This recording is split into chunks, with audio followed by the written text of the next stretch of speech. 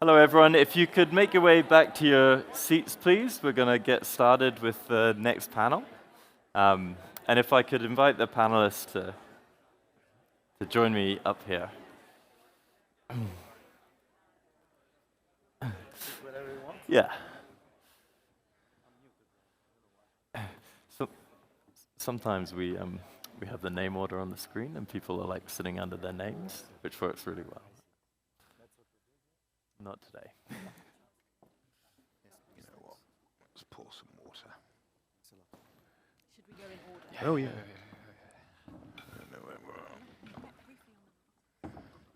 Oh, yes. Okay. Thank you, everybody, for doing that quick dash to coffee and coming back. We've got our first panel of the summit now, before lunch.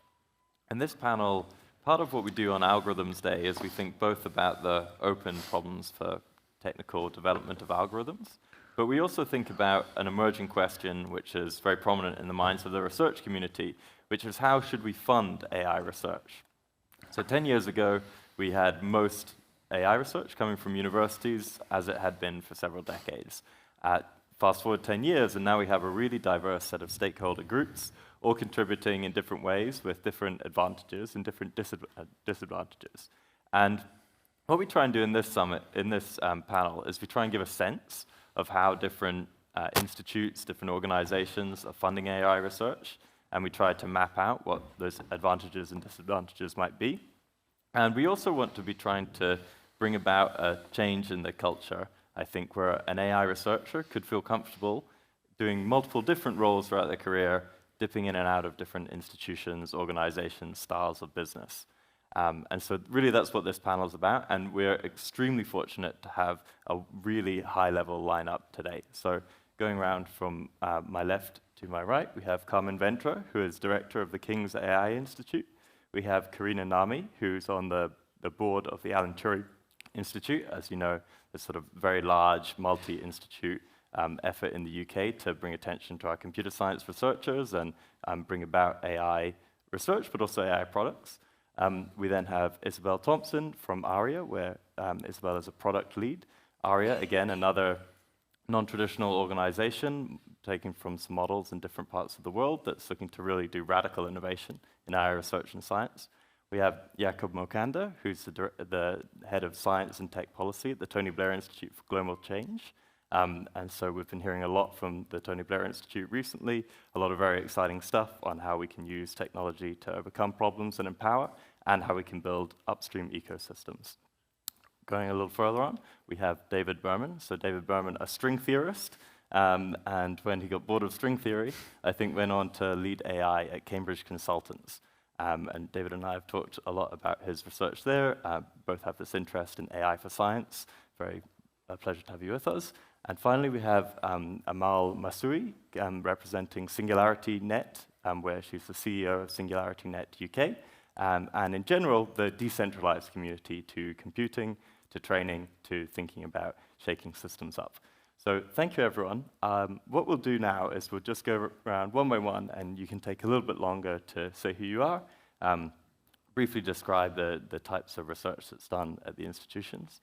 We'll come back, we'll go around again, and we'll do advantages and disadvantages.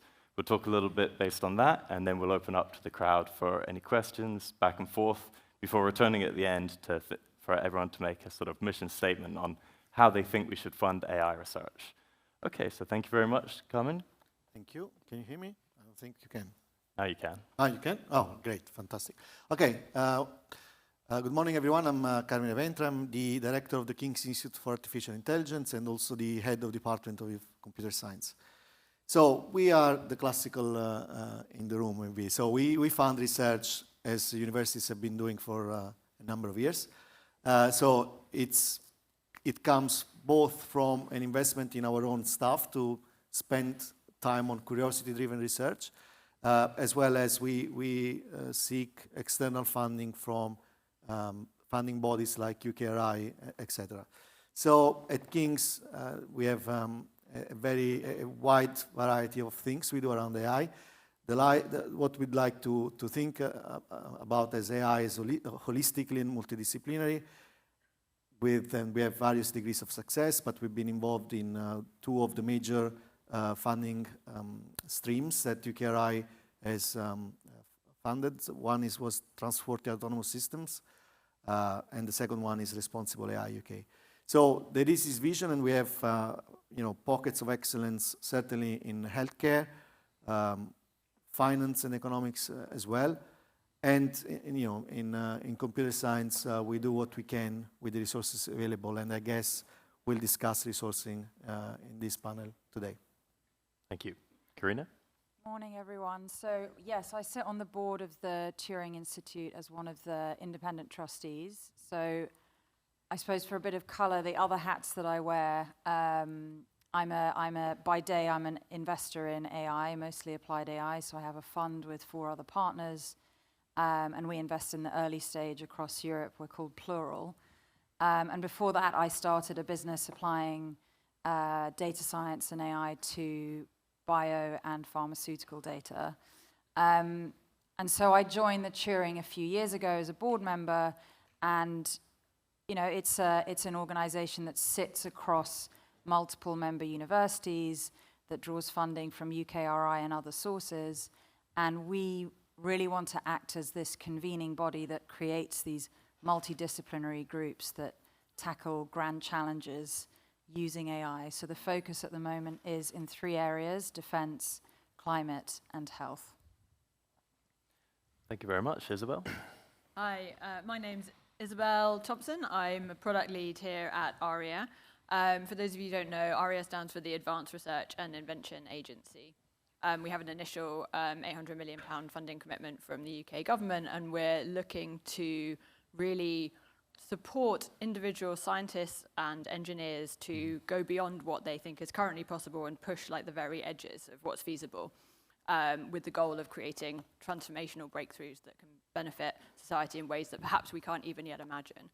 To give some background on myself, I own new products here at ARIA, so I'm the agitator. What could we do that's better and different? So I, for example, led and designed our first seed grant mechanism called Opportunity Seeds. I'm leading on a robotics prize. And broadly, my team looks at what are the mechanisms, culture, and incentives that we need in order to actually create an environment that's conducive to breakthrough research. I think probably a lot of people have personal stories where they felt the environment was not conducive to supporting their best ideas, and perhaps there are things that we can do differently. Before that, most of my background's in software for science and tech. I've been head of product most recently at a computational biology startup, and I've also got a background in strategy and investment, a bunch of for-profits and non-profits.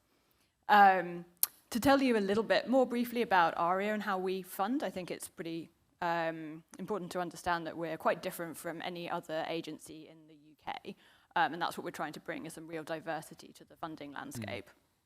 We'll probably come back to that as a theme shortly, I imagine. The core piece of what we do is we have a program director, a particular individual, who explores like a big space of opportunity and then comes up with a kind of unique insight or thesis for how the world could be different based on a scientific or technological breakthrough. And that's based on a lot of conversations and deep discovery with the research ecosystems where they see something that is underserved and potentially really important. And then they can fund kind of against that thesis and bring teams together, or have them work separately, compete, all kinds of different models in order to try and achieve some kind of goal that we all believe is worth shooting for in some fashion. There's a lot more that I could say. We have incredible freedoms and flexibility to build new organizations, to bring in new types of talent and alternate forms of capital to the UK, and we might dig into those shortly as well. Jakob? Yes. Hello, everyone. As Rory mentioned, I'm Director of Science and Technology Policy at the Tony Blair Institute. For those of you who don't know the Tony Blair Institute, it's a global political advisory. We're roughly 1,000 people, and my team focuses specifically on 3 areas. One is how we do better and more science. One is how we accelerate technology adoption and make better use of existing technologies. And number 3, equally important, how we govern emerging technologies responsible and also for the social good. And one of the things I was just complimentary for your introduction, I think the framing of AI was both the most technically grounded and socially responsible I've heard in a long time. So everyone who's a student in the room, please take note. And the other thing I would like to say is about this multidisciplinariness that we've heard both from King's but also from Turing. Oh, that was the headphones. I'll get back to later. I just want to say, I did my first few degrees at the technical department in engineering and systems engineering, and my PhD at the social science department. And I know that sometimes there are stereotypes about other kinds of fields in academic discipline, but I can tell you the best engineers I've ever met have always a very high appreciation of the social sciences and philosophy and understand the value of that framing. And the best philosophers and social scientists I've ever met understand also the real power around technology to drive social change. I think that is also one we can do here. Just to come back quickly to research funding before handing over. In the UK, we have really great universities and leading universities. Some of them represent on the panels, also some not represent on the panels. And when we're exploring new ways of funding research, this is not taking away anything from the existing institution. It's just that ideas can work in different ways, and sometimes it has to do with timelines. Some ideas take longer to time. Sometimes it has to do with concentrated focus that needs more concentrated efforts over time. So we should really think about this as a really diverse ecosystem, just like in nature, that there are space for different niches that can coexist and actually feed into each other. So that is the paradigm in which we in TBI are also looking for what are the new models that we can complement that to. And we can talk more about that in the round, but in addition to how we fund research, that also has to do with how we do research and where researchers sit, whether that is in private companies, whether that is in focused research organizations, or whether that is in academic department. Thank you very much. David? So I'm David Berman. I'm head of AI at Cambridge Consultants, and I hold a professorship at Queen Mary University of London. So a bit about Cambridge Consultants. We've been called the tech powerhouse behind Capgemini, which is a very large organization that is a traditional consultancy. It is a very much for profit industry. And so the funding ultimately is coming from those clients which are paying for a service, which will be about how AI can give value to them. In terms of what that means for us, though, it's very much about us having a vision with different horizons. Because, of course, what research really is the work that you're doing that is not research in 3 or 5 years' time. And so we get pulled both from immediate client needs, but then also where we push and go, because we understand the technology, what will the client need or be able to do with it it couldn't do now in the future? And so there is this balance between saying, always, what can we do now, or what will we be able to do with a greater understanding? And I just want to throw one more thing in before I pass on, because we're talking about the funding for research in terms of money and time, but one of the reasons why I entered industry is that the real fuel for AI research is data. So you could give me all the money in the world, and please do, but without the data, how do we do AI research? And having those partnerships in industry with real clients and real problems allows us to have access to that real-world data that allows us to make really significant progress. Thank you, David. Amal? Thanks, David. My name is Amal Moussaoui. I am here as the representative for SingularityNET Foundation.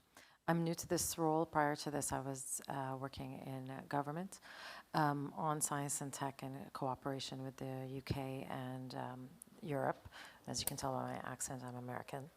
I was really attracted by the mission of SingularityNET, and it's, to be clear, we're much smaller than these organizations. We're only about 200 people. But the CEO, Ben Gertel, was really focused on how to fund projects that focus on beneficial AGI. And when we talk about funding the research, I think it's important to start with sort of the main themes that we're looking at. We're looking at funding decentralized AI. We're looking at it from a transparency point of view. How do we increase transparency within research and development when it comes to AGI? We're looking at it from a democratic point of view. What we mean by that is the process in which we choose the projects that we fund is done democratically through voting. And finally, how do we make it most accessible? So making sure that it's open source, making sure that any researcher can access it around the world, and our funding is accessible to anyone around the world. That's basically the main tenet for our funding research, and we do have several programs. The biggest is the deep funding program, of which we have about $4 million that was spent already over the past 2 years, and I can speak more about that in the next question. Yep, thank you very much, Amal, and thank you, everyone. So as you can tell, we have a really diverse set of people and organizations represented. And now that we know a little bit more about who you are and what you're doing, I wonder if you could speak to the advantages and disadvantages of the various places you represent. So Carmine, representing traditional academia. Yeah. So I think the main advantage is that we are curiosity-driven rather than revenue-driven. And you know, this comes with an immense advantage because we can really go deeper into problems rather than trying to make things square the circle to get to production, if it makes sense. The second advantage that I see is the talent pipeline. So both our staff, are highly functioning individuals who are at the top of their game, and they develop cutting-edge technology that cannot be developed by possibly very few people in the world. But we have, and I'm sure for those who work more in business, there is the problem of attracting talent, and this is something we don't have problem with, right? So in our students, especially for the top institutions in UK, we have a fantastic intake of students every year, and you can work with the top 10% of them very, very easily to deliver fantastic research. So I'm going to discuss two disadvantages, and then one that I see as both an advantage and disadvantage. So resourcing is a problem. So the entire budget of UKRI, I think it's not comparable with what Google spends on AI research, which comes with a number of problems. So if you want to work in machine learning, so if we define AI as machine learning, you need data, compute, and engineers. And Google has those in much more than we do. So this means that we need to be creative in the way we define our questions, and we make it work with the resources we have, which can lead to interesting things. But in the general imaginary these days, AI, it's all about LLMs. So it seems like just corporations are doing AI research. I also think there's a bit of fragmentation problem with the funding landscape. So there is area, there is AISI, there is UKRI. Maybe there's the Turing. So maybe it's clear to each individual body what they should be funding, but maybe, there's a bit of fragmentation, I think, coming from this side of the spectrum. And now the one that I think is both an advantage and disadvantage is multidisciplinarity. What I mean by that is, I really think that greatness lies when you go across disciplines. And personally, I work across disciplines, and maybe I'm biased, but when you have, as Jakob said, when you have these different perspectives that come together, that's when the breakthrough comes. So academia is where this can happen without any constraints, because we are curiosity-driven. But on the other hand, the incentives within academia are entrenched for us to work in silos, to work within our disciplinary boundaries, and doing multidisciplinary research is hard, right? So we can do still good things with our own, in our small back garden, if it makes sense. So how do we push more people to do interdisciplinary research? Excellent, thank you. So Carina, you're next. Yeah, I would echo a lot of those themes. I suppose I see this from the different angles depending on the hats I'm wearing. So if I take my experience as a founder, I started my business 12 years ago. I was applying these techniques to biological data. It was very difficult to raise the capital that we needed here in Europe. We ended up building the company in the US, pulling in the right talent across disciplines from Boston, from San Francisco. It's hard work getting something from 0 to 1 and pulling the team together with the resources. But in hindsight, when I compare it to, say, the work I do now at the Turing, having that profit motive and that clarity and everyone in the organization is working on the same thing gives you that razor-sharp focus. And if you can align the board and the governance and have great people behind you, then you can just run incredibly fast and achieve a lot. Clearly, there's a lot of misallocation of resources in venture, and a lot of dumb stuff gets funded. And I think really leveling up the technical understanding amongst investors is critically important, and something that I definitely see happening over the last decade. And then when I switch over to my Turing hat, the promise of the Turing is to have this multidisciplinarity, to be able to break down those silos. But, as we were discussing before the panel, it's incredibly hard in academia to make that happen. The incentives don't push in that direction. I think the other thing that the Turing has that's really unique is access to national data sets. We talked about how that's one of the critical things that is often lacking when you're working in these smaller organizations. But when I look at the projects that we can enable at the Turing with access to whether it's defense or climate or healthcare data sets, a huge amount of potential working in collaboration across academia, industry, and government.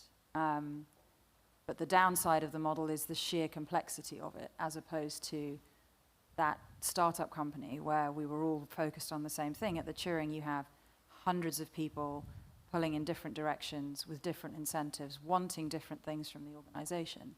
And so it can be very difficult to leave all the stakeholders feeling satisfied with what the organization has achieved. Thank you. So through her first hat, Carina talked about the idea of needing a lot of capital and going to the US. Isabel? Yes, so I think the underlying advantage in ARIA is our flexibility and freedom to really back individuals and small teams. I think we have as a core belief that's evidenced throughout history that individuals and small teams of high intrinsic motivation can and do change the world. So how do you spot them before everyone else spots them? How can you support them at the point in their career or their trajectory where they need that? And we have a few advantages of our model that allow us, we hope, we'll have to see, to do that. So one is we go after and focus particularly on really ambitious research that's edgy and bold. We particularly kind of bias towards outliers, so that's both outlier individuals but also going for outlier outcomes. We have the ability to move really fast and also be incredibly flexible. So I'd like to double click on the fast and flexible. So as some of you may know, we were granted through a huge amount of work on the teams that helped set up ARIA, incredible freedoms from Parliament. And this allows us to move really fast. So when I designed Opportunity Seeds last year, coming from a product background, we were brand new. We had no finance system, governance model for this, any of that, all from scratch. 5 weeks, we built the whole thing, launched it. Our first seed grant was open for 3 weeks, and then we made funding award decisions within another 3 weeks. This is something that largely, it would just be impossible in most traditional government contexts. And so we're really trying to take one of our advantages and dial it up to the max. We also want to help researchers get to their impact faster. Like if you have a good idea, you want the money to work on it now. You don't want to be only able to work on it in 2 years' time. So speed is really important to us. And then there's this flexibility piece that we have. So when we think about how do you achieve a breakthrough, however you want to define it, if you want to achieve a breakthrough, you need a phase change in tech, talent, and capital if you want your technology to actually go out and change society for the better. So to a degree, ARIA programs can inject capital and talent kind of into a space and try and create a phase change in technology. But in many cases, as we see with other sort of ARPA programs, that in itself, that first program is not enough. You need to start pulling in much more sort of capital and talent into a space so that it really starts to scale and grow. And one of the things that we're most excited about is you may have seen our activation partner launch a few weeks ago, where we're thinking, okay, how do our technologies and teams like build way more interface with the environment and have sort of entrepreneurs and alternate forms of capital coming into our spaces and programs. So I'll name just a few that you might be interested in. One, we're partnering with Pillar VC to launch an AI fellowship, which is for incredibly talented AI specialists who perhaps want to work on really deep, exciting technological breakthroughs and perhaps not just optimizing clicks. So we want to create a fellowship that can like bring this top talent into our research programs and into our broader spaces. We're working with Convergent Research, who you may not know the names of, but if you enjoy the space as much as I do, you may have heard of focused research organizations. Essentially, we want to create a bunch of new non-profit organizations that can really like scale technologies and data sets in a way that you can't do in corporations or in academia. And we're also working with some venture capitalists and philanthropists to bring these alternate forms of capital into our space as well. So ARIA this year will be different next year and the year after. This is only year one. So we really hope that we can use that speed and flexibility to our advantage. Disadvantages, I'll do this very briefly. Disadvantage is that we are designed to be complementary to the existing ecosystem. So where you see strengths elsewhere, they could be our disadvantage. And also just bandwidth. The number of things that we want to do with a small team is currently quite limited, but it's better to have too many ideas than not enough. Please, Jakob. Is it okay if I play back 2 quick questions? I think we absolutely can. Yeah. So the first is, thank you for outlining the advantage in such detail. Would it be helpful for the audience to put a bit in proportion the amount of resources that is funneled through your model as opposed to, let's say, the broader UKRI ecosystem? Oh yeah, we're small, relatively speaking. Mm-hmm. So I know we'll go into the conversation, so I don't want to derail too much. 800 million compared to sort of, about 20 billion UKRI money, where, it's a significant portion. Oh, the 20 billion is per annum, whereas the 800 million is initially over 4 years. So we're a small proportion, and that's why we have to go after the kind of outlier people that the rest of the system doesn't solve. We're always trying to be complementary to the existing Thank you. system. And the second question, how do you manage the risk of accountability when you're finding individuals who might get this money pot, but there's many out there, and it sometimes can go into personal connections and others. So the transparency and accountability metrics more from a societal, also democratic point of view. Yeah, I mean, that's a great question. We've got this trade-off between we were set up to not have to follow many of the traditional sort of accountability measures and paperwork of existing models, but you've got to manage against anything. We want to be different from some organizations that have lent too much into kind of personal connections. So I guess throughout the whole process, we have decided almost always so far to only do open calls so that anyone has a chance to submit an idea to us. We are always looking to go far beyond existing networks. We have a bunch of controls around that.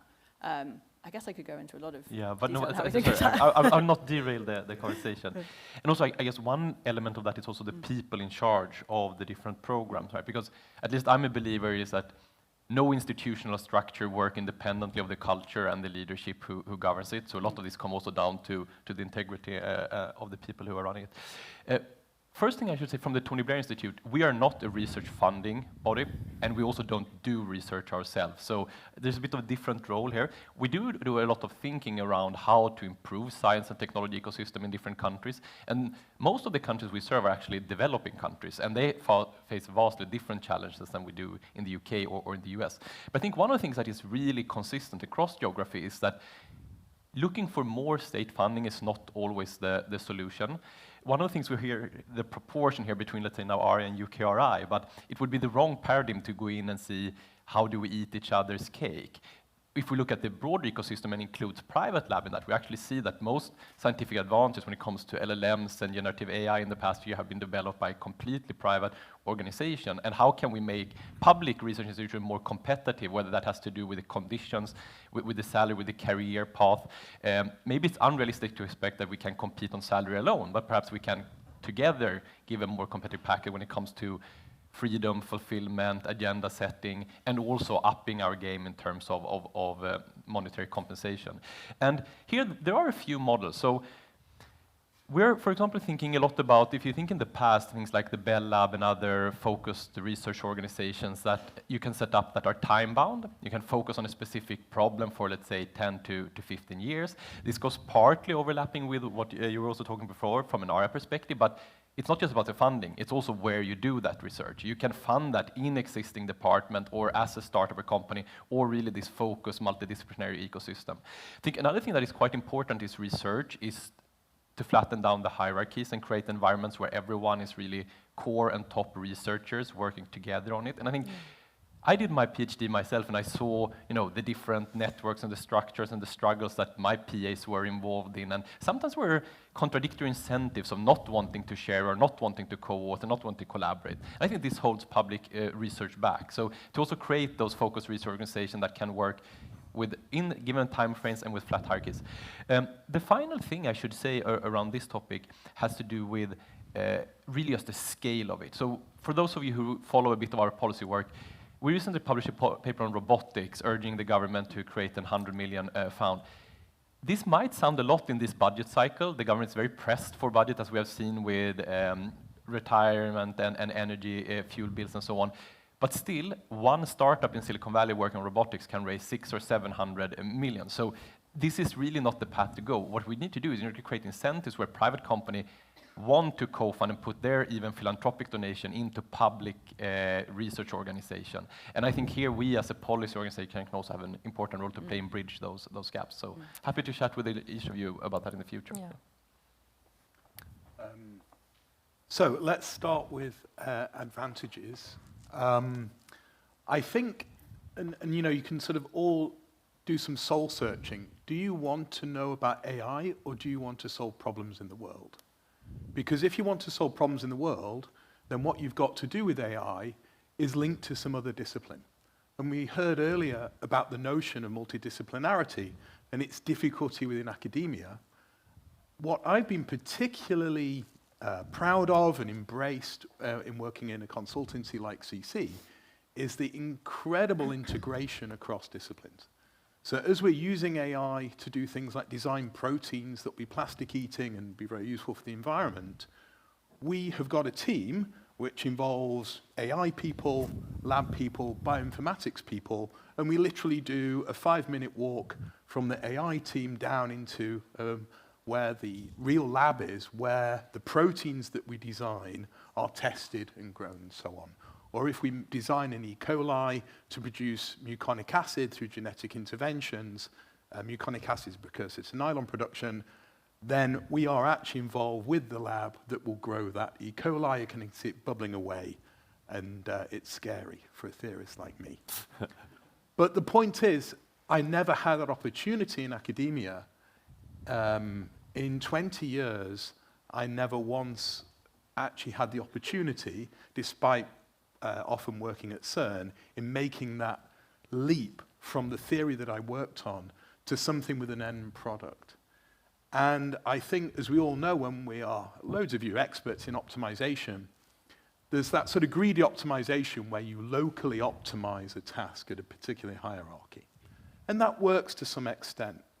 But true optimization comes when you take the whole of the process with a big view and have it integrated, and integrate that whole thing. And working in consultancy, going from AI to the final product, with all of the technical steps in between, gives you an opportunity that is very hard to get elsewhere. So that's the biggest advantage. Along with the obvious things that actually, because you're serving a client, you're on the whole doing some good in the world, mostly. Now, disadvantages, well, that's awkward. What would I say? In my honest heart, I still am curiosity-driven. So I've kept my professorship, and my Saturday mornings are free for curiosity. But, you know, there's a balance in terms of funding whereby, as a society and a British taxpayer, how much do I want to fund curiosity and how much do I want to solve the genuine problems in the world that my children will face? And so, having worked for many years on something as abstract as string theory in different areas of theoretical physics, I feel I've had my cake at the curiosity side, and now I've got to pay back to society and give them some of that worth of the things that we've done. But perhaps as well, to all of you working in AI, AI is that amazing tool. Intelligence is a tool that we have all got. But in the end, what you do with it and how you link that intelligence to other things is what truly matters. Thank you very much, David. Amal? Thank you. So I will answer your question first, and then I'd like to respond to a couple of the comments because I thought they were quite curious. I would say that the advantage in SingularityNET is because we're small and nimble, we're able to put funding towards projects that the ecosystem has voted towards right away, small teams, always.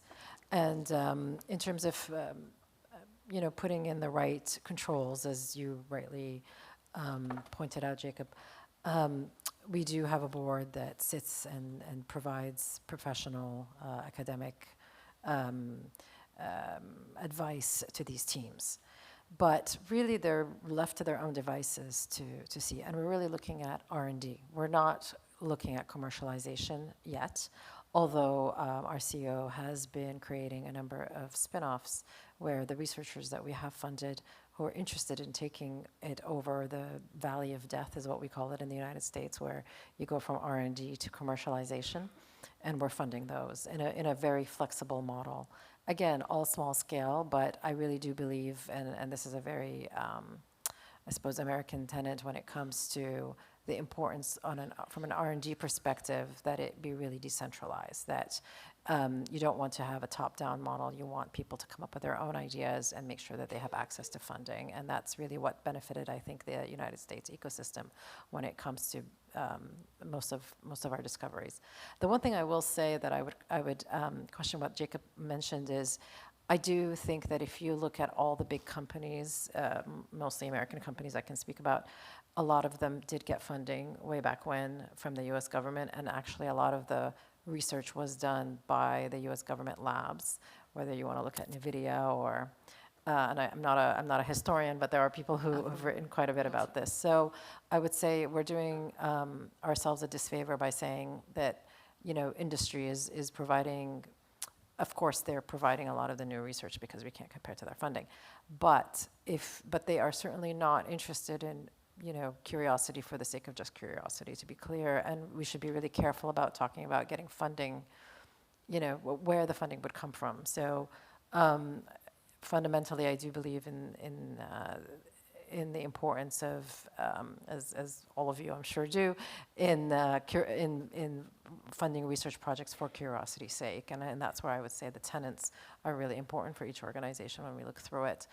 In terms of disadvantage, I would say that you know, there isn't a better time to be a researcher on these issues than ever, I would think, and a lot of the people that we fund, or some of the people that we fund, are not even necessarily technical. Some of them are, obviously the teams are, but they would also have somebody on the team that is not technical and perhaps just brings that extra ideas that are needed from a multidisciplinary point of view.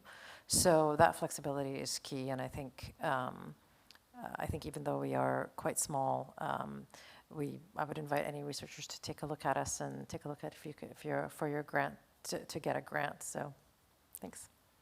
Thank you very much, and thank you to all of you for putting forward the advantages, disadvantages. I mean, I think from my own perspective, coming back to the UK and meeting all of these new institutions, I think it has the components of a really vibrant research community. And I think, so to make something crystal that I think was in everyone's answer in a certain way is, in machine learning or AI at the moment, there's this idea that the moonshot project is the one that really will radically advance things. So I think AlphaFold is a tremendous example, the more you study AlphaFold, the more you realize it's not just a success of deep learning, but it's a real success of having domain scientists with curiosity who've been working on a problem for some time, meet those engineers and decide what the right representations are, where modern algorithmic techniques can circumvent a previous problem. So there's this moonshot thing, and then there's the valley of death, right? And in the moonshot form, the first few years, the radical scientific innovation, there comes a sense in which one needs to scale that idea to meet the real world, as David pointed out. And that tends to be the time that requires by far the most resources. So how do we bridge the valley of death in the UK for these sort of AI moonshot projects? I think one of the interesting comments that has come up in a thread across a lot of people's responses is the right source of funding for bridging that valley of death government? Is it industry? Is it private capital and private investors? I think in the UK or in Europe, we do have a tendency to look to government to address these challenges more than I would say is a natural instinct in the US, where the pools of wealth and the pools of capital are often from, the new economy. It's the founders that have had massive outcomes and come back into the ecosystem and have that license to operate, to invest in, the crazy stuff that hasn't been proven out, where there isn't a clear line to revenue yet. And where I sit as a VC based in Europe, I can see it's very different here, where most of the sources of private capital are much more conservative, from the older economy, the previous industrial revolution. And although you're starting to see this generational shift, there isn't quite that same attitude to risk in the sources of capital that sit even above the venture funds. So when we were raising our second fund, it's a 500 million euro fund, the vast majority of that capital comes from US endowments and US individuals and US pension funds, and they see the opportunity in Europe. But still, it's a relatively unusual situation that we're in as a fund, where we have that license to invest in the really edgy stuff. And I think, at least with the sort of European UK hat on, we need to get much better at unlocking the domestic sources of capital here besides government and besides industry to take those risks and fund the valley of death. Yeah, I was very curious, Isabel, that, well, not curious, it was nice to hear. So all of the organizations you said you're partnering with, they've been on our panels in the past, but they're American, they've been representing American interests. So it definitely seemed like that was a transatlantic sourcing or collaboration of more ready money for these ambitious startups. Would you say that's true? Yeah, we put out an open call and got loads of different applications from all over the world, which we had internal and external evaluators look at. And again, we always think in portfolios, which I think is a pretty useful approach for sort of every layer of the funding stack, is to think, how am I creating a useful portfolio here?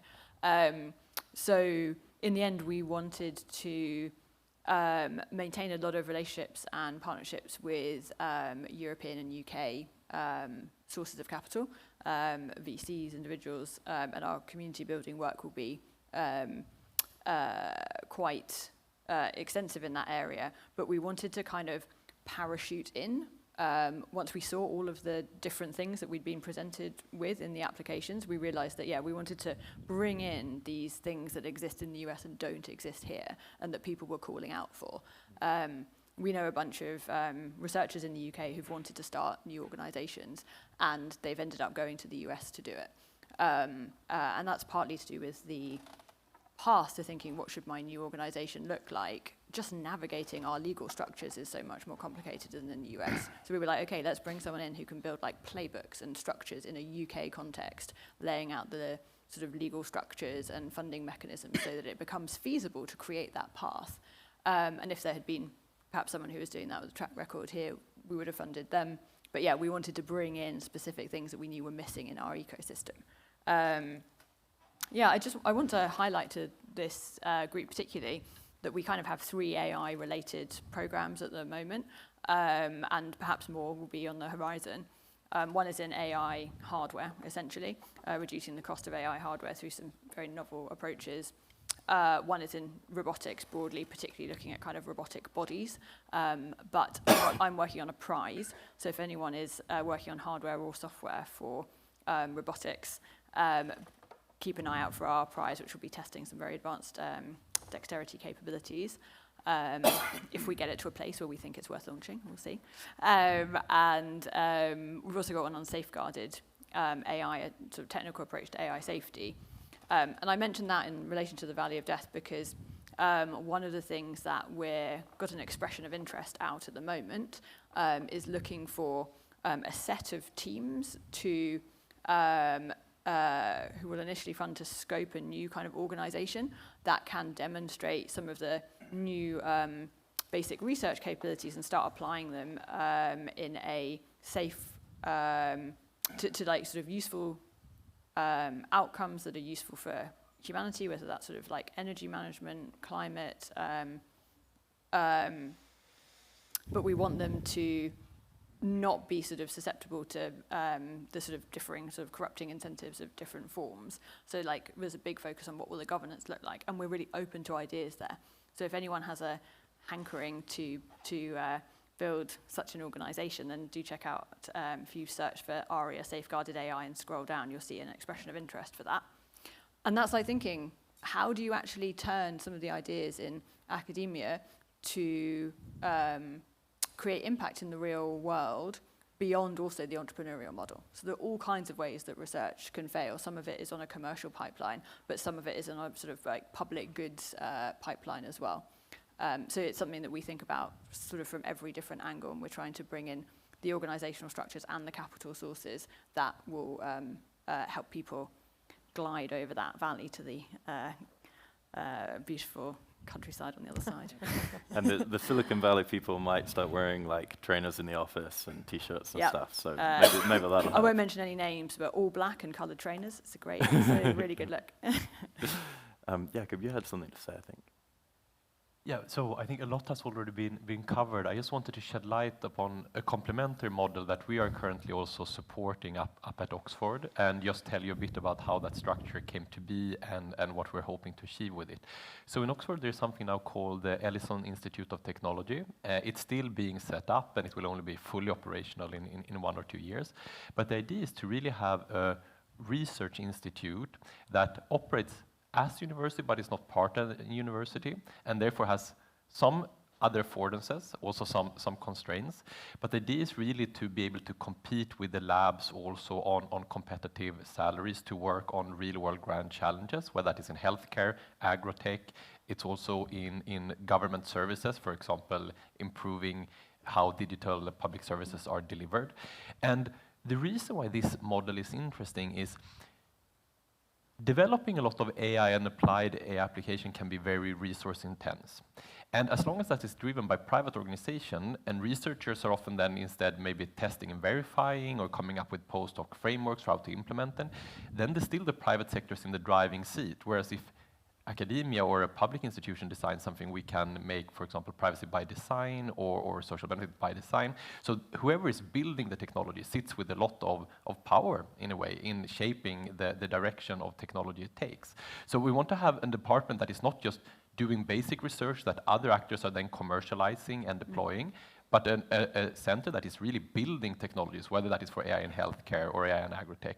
And that requires certain timelines, maybe more so than many grants can be, but it also needs to merge the science of AI and mathematics with good engineering and socio-technical system practices. And that is, I think, the key that the Ellison Institute of Technology is trying to set up, to really build those multidisciplinary teams who bring all the way, the meso language, if you so will, between the algorithm and the algebra to the socio-technical stuff.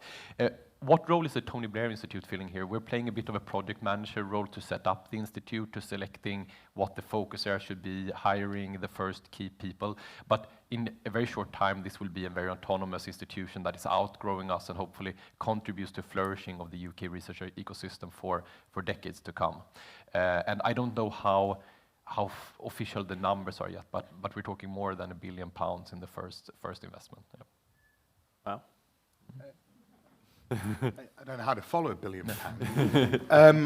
What I would say is often people will come and they'll say, I'm solving a problem in AI.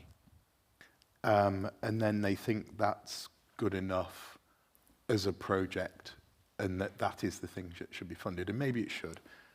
But in the end, if you want to get investment, I would say don't solve a problem in AI, solve a problem in the world. You solve a problem in the world, the money will come. You solve a problem in AI, maybe it will come, maybe it won't. But then you've got to ask yourself, what are you doing? And then that will also lead to the right partnerships, the right integration with the right thing and the developers. And so often I think that very early stage, there's enormous technical excitement. And you know, I feel it myself all the time. I get very excited. And then you've got to step back and say, actually, is this useful for anything?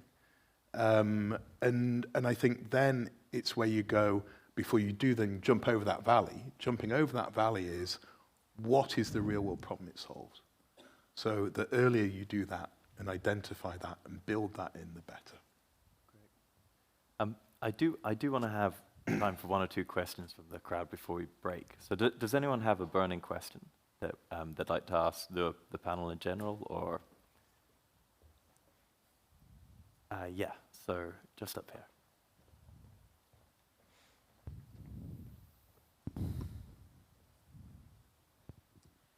Hi, my name's Ariana. I'm a master's student at UCL, currently studying AI for biomedicine. One of my burning question would be, there's hundreds, like now that research is exploding, there's like hundreds of papers that are being released every day on machine learning or AI. How would you combat kind of retaining novelty in your project, or like getting or risking someone else publishing before you? And in terms of like funding, how would you retain kind of that longevity of like, this is a really novel project that should be funded and hopefully doesn't get taken by someone else? That's a really good question, thank you. And one reason why we put on these summits is because of that proliferation of papers, to try to really hear what the experts think are promising directions so people can riff off of that. But Carmine, I wonder if you would.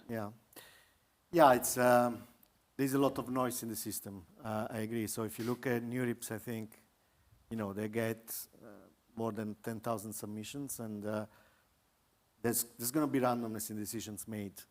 And it's also true that on archive, there's a lot of stuff being pushed. So how do you do that? So I think it comes with experience as well, a bit, to understand how to sift through all this stuff. The novelty is a very good point. And I think we are in danger in the academic world to have too much just for the sake of having too much. But it's about changing the incentives and the culture, which also links maybe to the second point you raised. How do you make sure, if there is any value in what you're doing, that you're not losing it? And I think in computer science especially, we are used to get it out as soon as possible. Some call it the least publishable unit, which is what it is. But sometimes, and the life of an academic is busy. We have so many things to do. Sometimes taking a step back and think, is it really putting this LPU out there the best thing I should do, or should I sit on it a bit longer? I think I haven't responded to your questions, but I just gave you some thoughts on how I approach both cases. Yeah. Amal, I wonder if you had any thoughts to that from the completely opposite end of the spectrum. Yeah, I mean, I think, so the way that ideas are chosen is actually through voting, so anyone in the ecosystem can vote, and so on it. And so I suppose somebody is tracking the voting and tracking sort of whether some of these ideas have already been funded. So the ecosystem is not that big at the end of the day. I did want to say, though, that I do believe there are some foundations in the United States that are working on some of these issues, and it really comes down to access to data and access to all the research that's been produced and being able to quickly and easily access it for any researchers. And I know it's a bit of a controversial issue because of copyright and all of that. But I do believe the National Science Foundation is looking at that and they have some project on this specific point, because the real issue is, if somebody is working on the same thing, and do you know what you're doing? Do you know what they're doing? And then can you use the same data sets as well? Can any researcher in the world? And this is really then brings into issues of access to researchers in the global south to be able to